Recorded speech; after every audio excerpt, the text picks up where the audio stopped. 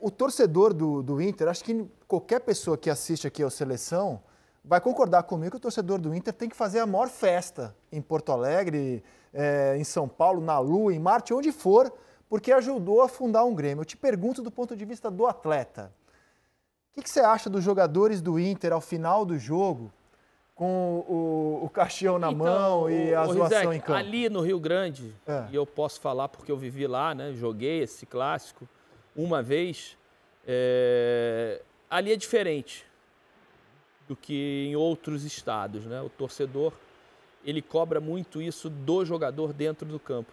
E tenho certeza que se fosse o Grêmio, nessa situação do Inter, faria a mesma coisa.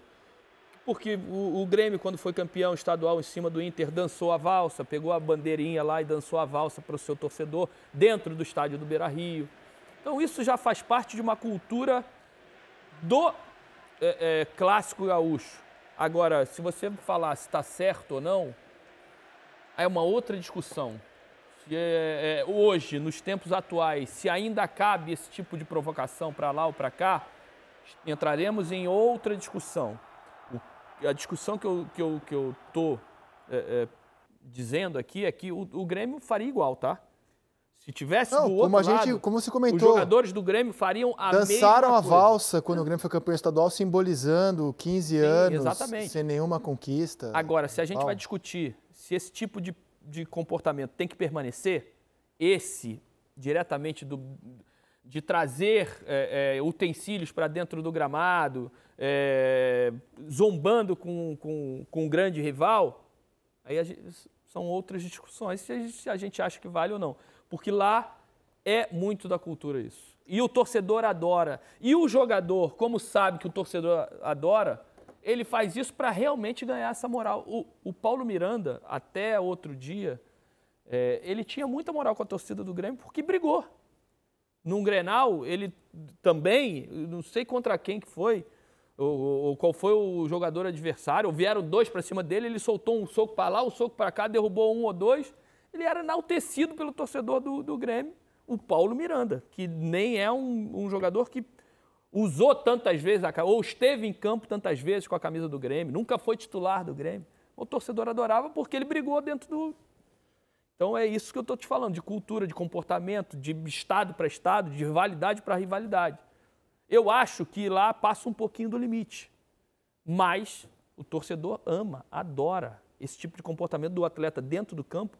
O torcedor, tanto do Inter quanto do Grêmio, venera. E isso faz com que o jogador tenha muito mais moral do que realmente ele possa ter se ele só joga futebol.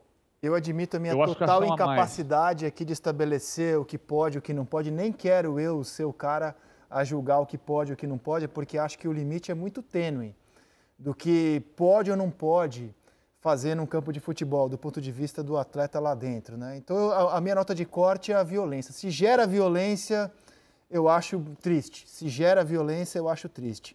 Mas eu faço essa ressalva aqui que o Roger já fez. Gremistas já fizeram isso ao longo da história com colorados no campo também. Então, assim, não é algo que tenha acontecido pela primeira vez no sábado. Fala, PVC, desculpe.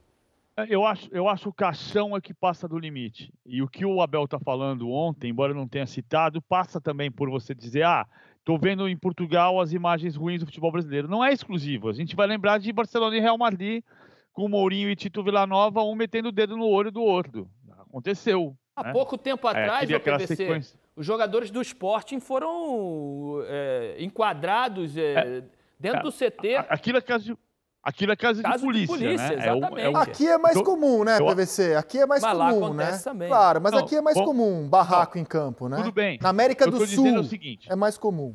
Eu estou dizendo o seguinte, o que o Abel está dizendo é claro que as imagens do Grenal foram para a Europa. Todos os programas de esporte vão passar, o mundo está completamente globalizado. É assustador você pensar que é mais no Brasil do que em outros lugares, que toda semana sim, semana não. Semana passada era a briga da torcida do Grêmio invadindo e quebrando o VAR. Hoje, no sábado, era a torcida a briga dos jogadores no Grenal. São 21 expulsões nos últimos 17 Grenais. Então passa do ponto. Acho que o ponto do caixão, alguém vai dizer, mas o Luan também pegou o caixão quando o Internacional estava caindo. Estava errado também.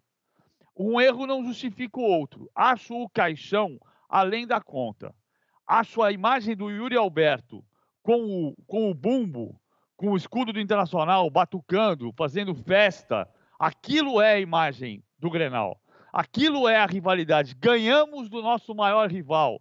Eles podem ir para a segunda divisão. Essa festa é absolutamente legítima. Agora, é de pensar em que país nós vivemos.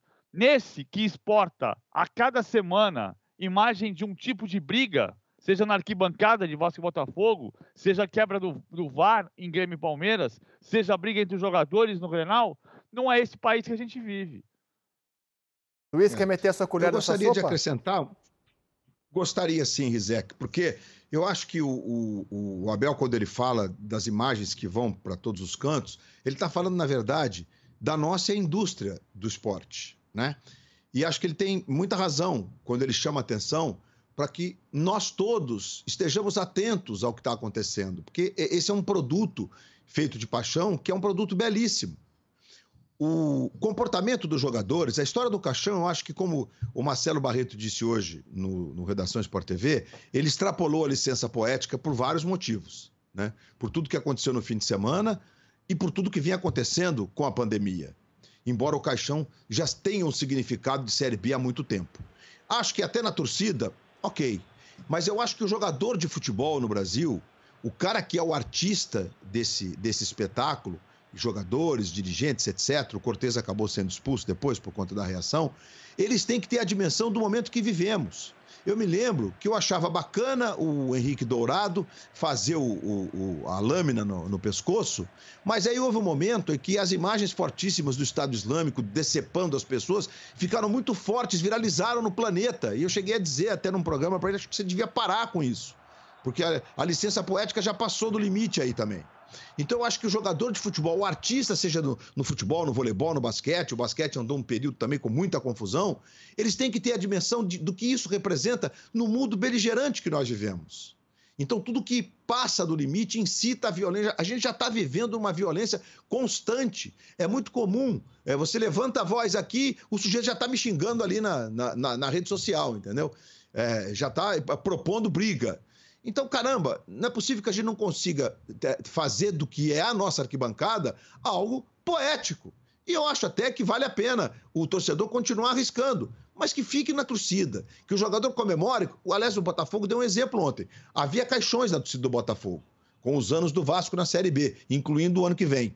Mas o jogador do Botafogo foi lá, comemorou e ninguém pediu o caixão para entrar dentro do campo. Mas é que é diferente, né? Um Grenal da rivalidade, né? Não. É diferente, Sim. né? É diferente, mas, Rizek, ela é diferente no sentido de como cada sociedade dos estados brasileiros, como ela interpreta isso tudo. Mas, gente, Vasco e Botafogo têm quase 400 jogos ao longo da história, uma história centenária de muita rivalidade também.